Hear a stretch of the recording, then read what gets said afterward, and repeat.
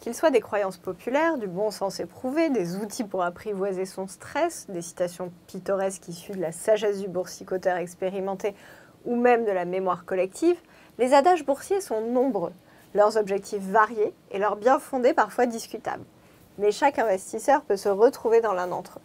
Faisons un petit tour d'horizon des proverbes boursiers les plus populaires.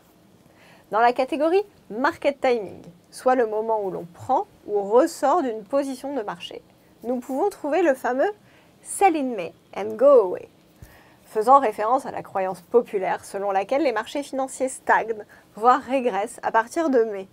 Cet adage encourage les investisseurs à se détourner quelque temps de leurs investissements financiers durant quelques mois, comme les aristocrates, les marchands et les banquiers avaient pour habitude de quitter la ville pendant les mois chauds d'été.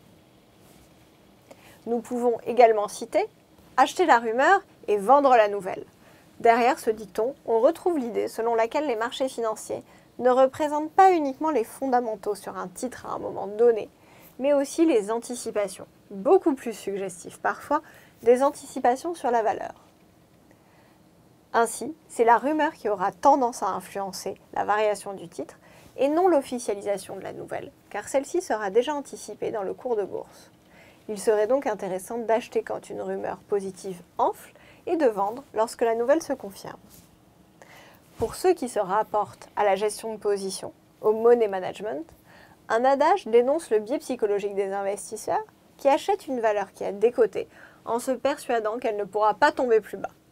En effet, l'adage qui consiste à dire que l'on n'essaie pas d'attraper un couteau qui tombe, met en garde sur l'achat au vol d'une valeur en chute libre. Il faudrait avoir beaucoup de réussite pour se positionner au plus bas.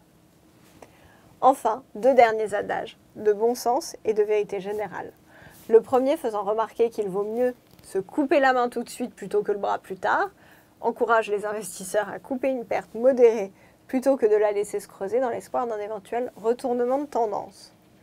Le second, illustrant la corrélation entre les marchés américains et le CAC 40, en arguant que quand Wall Street éternue, la bourse de Paris s'enrhume. En effet, il est rare que les marchés parisiens restent de marbre face à un mouvement majeur qui touche les marchés américains. Des dizaines d'autres adages plus ou moins connus peuvent être entendus dans les salles de marché, tous devant être nuancés et ne représentant en aucun cas des vérités absolues et immuables.